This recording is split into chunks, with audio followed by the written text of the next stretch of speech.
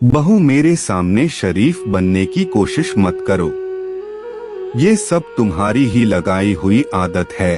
शादी के बाद जब भी तुम मायके जाती थी, मैं कहती थी अपने भाई को बुलवा लो, तो नहीं, मैं इनके साथ जाऊंगी। बहू, बाजार जा रही हो, सर्दी का मौसम आ रहा है, मेरे लिए 2-4 जोड़ी मौजे ले आना। एक दिन में एक मौजा सूखता नहीं है। क्या किया जाए, बुढ़ापे का शरीर है, बहुत जल्दी ठंड भी लग जाती है।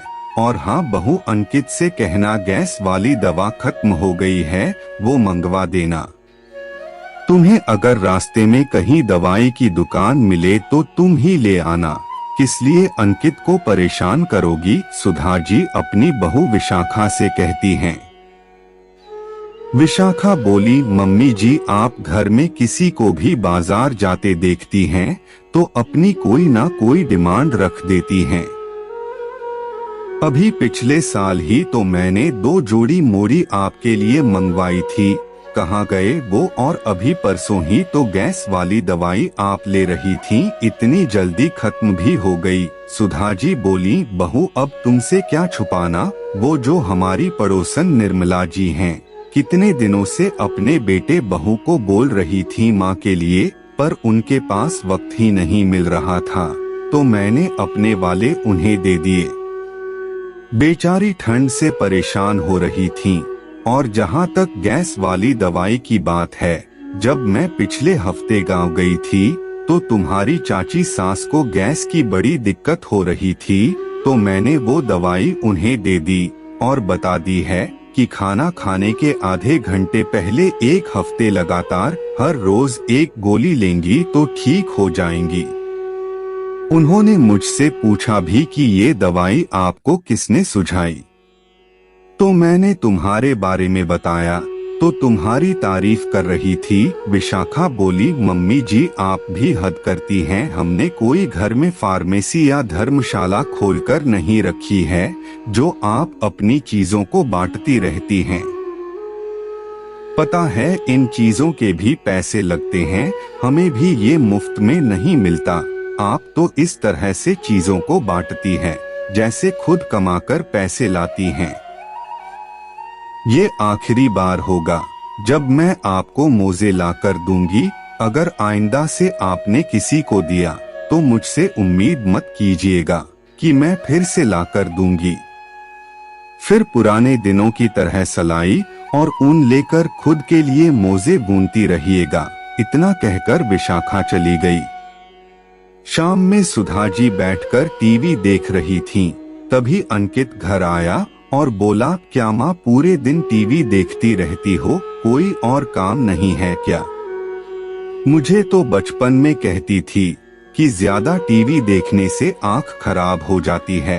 आपको पता है बिजली का बिल कितना आता है?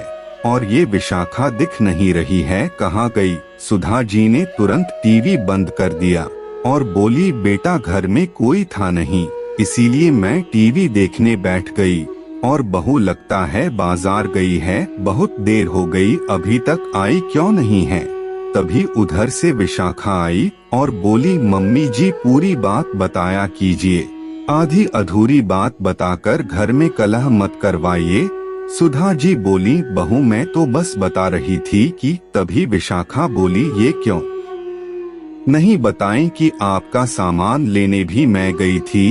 अंकित बोला, कौन सा सामान? विशाखा बोली, आपकी माँ आजकल त्याग की मूर्ति बनी फिरती हैं, कभी दवाई कभी मोजे, अपना सामान दूसरे को दान करती रहती हैं और फिर मुझे बाजार से लाने के लिए कहती हैं।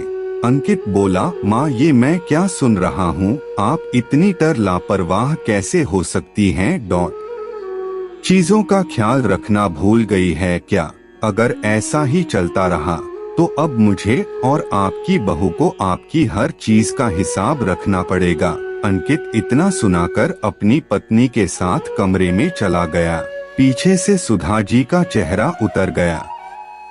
कुछ समय बाद अंकित अपनी पत्नी के साथ कहीं घूमने जा रहा था। सुधा जी बोली, बहू मेरा शुगर फ्री वाला च्यवनप्राश और हॉर्लिक्स खत्म होने को है, बाजार जाओ तो लेती आना। विशाखा बोली, मम्मी जी हम जब भी बाहर कहीं जाते हैं आप जरूर टोकती हैं, और क्या ये सारा सामान खत्म हो गया है? वो बोली, नहीं बहू, अभी 2 दिन का है, इसीलिए तुम्हें बता रही हूँ। अंकित बोला, माँ 1-2 दिन अगर च्यवनप्राश और हॉर्लिक्स नहीं खाओगी तो कमजोर नहीं हो जाओगी। इतना कहकर वो दोनों चले गए। उनके जाने के कुछ समय बाद दरवाजे की घंटी बजी। सुधा जी ने जाकर देखा तो उनके पति के एक पुराने मित्र रामलाल जी आए थे। दोनों बैठकर बातें कर रहे थे। रामलाल जी बोले, भाभी जी, संपत भाई का पेंशन जो 6 महीने से रुका हुआ था वो अब चालू हो गया है और उसमें कुछ इजाफा हुआ है, इसीलिए आपके दस्तखत लगेंगे। मेरी भी तबीयत ठीक नहीं रहती है, इसलिए मैं बार बार नहीं आ पाऊंगा। आपने जो कहा था उसके लिए मैंने बैंक में किसी से बात कर ली है, वो आपके सारे पैसे आपके गांव वाले अकाउंट में ट्रांसफर कर देगा। और ये ATM कार्ड रखिए, जब भी आपको पैसों की जरूरत हो तो इससे निकाल लीजिए। सुधा जी बोली, रामलाल जी, इनके जाने के बाद आपने मेरी बहुत मदद की है। क्या बताऊं, बेटे बहू के साथ रह रही हूँ, मेरी वजह से उनके भी खर्चे बढ़ गए हैं। ये तो चले गए पर मेरे बुढ़ापे का इंतजाम करके गए हैं। इस शहर में कुछ अपनापन नहीं लगता और मेरी वजह से आपको दूसरे शहर से यहाँ आना पड़ा, इतनी तकलीफ उठानी पड़ी, इसके लिए बहुत माफी चाहूंगी। रामलाल जी बोले, भाभी जी आप ये बात कहकर मुझे पराया कर रही हैं। संपत भाई मेरे बड़े भाई जैसे थे, कभी भी मुझे कोई दिक्कत होती थी तो मदद करने समय कभी मुझसे हिसाब नहीं मांगते थे। भाभी मैं आपकी परेशानी समझ सकता हूँ, ये आजकल लगभग हर घर की परेशानी बन चुकी है। माँ बाप अपना सब कुछ लुटाकर बच्चों के लिए खुश होते हैं, परंतु वही बच्चे अपनी दुनिया में खो जाते हैं। थोड़ी देर बाद रामलाल जी चले गए। जब उन्होंने अपनी मन की सारी बात बताई तो दीपा जी ने जो बताया उसे सुनकर सुधा जी के पैरों तले जमीन निकल गई। दीपा जी बोली, तुम्हारे बच्चे तो तुमसे हिसाब मांग रहे हैं, मेरे बच्चे तो मुझे टूटे फूटे गांव के घर तक छोड़कर चले गए और वापस पलटकर देखने नहीं आए। वो तो अच्छा है कि पति के पेंशन पर अपना हक नहीं जमा सके, आज वही सहारा है और मैं सुख शांति से 2 रोटी खाकर यहाँ जी रही हूँ। सुधा जी बोली, दीपा क्या अकेले रहना सही है? दीपा जी बोली, वहाँ अपनों में भी तो हम अकेले थे, यहाँ पराये में भी उतना अकेलापन नहीं महसूस होता। 2-3 दिन तक सुधा जी दीपा की कही बातों को सोच रही थीं। इधर बेटा और बहू आए दिन किसी न किसी बात पर उनसे हिसाब लेते रहते थे।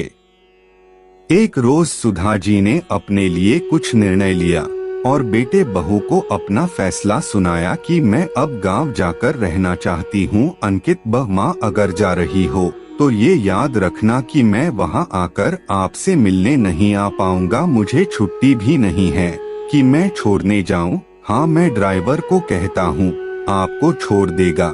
सुधा जी मुस्कुराते हुए अपने सामान को समेटने लगी और बोली, बेटा तुम निश्चिंत रहो, मैं तुम्हें कभी परेशान नहीं करूंगी और न अब तुम्हारा खर्चा बढ़ेगा।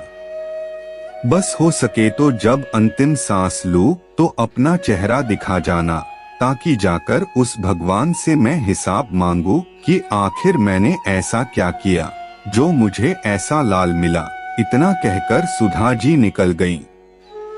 आज 2 महीने हो गए, ना अंकित ने सुधा जी आहार को फोन किया और ना ही सुधा जी ने अपने मन को दुखी किया। पूरे दिन आस पड़ोस और अपनी सहेली के साथ अपना वक्त बिताती। पति के अच्छे व्यवहार के कारण गांव वाले उनकी बहुत इज्जत करते और सुधा जी ने अपनी छोटी सी जमीन पर कुछ पैसे लगाकर सब्जी उगाने का काम शुरू करवाया। कुछ लोगों को रोजगार मिला और सुधा जी को लोगों का साथ मिला तो वक्त भी कटने लगा। दोस्तों कैसी लगी कहानी कमेंट करके बताएं और कहानी सुनने के लिए चैनल को सब्सक्राइब कर लें।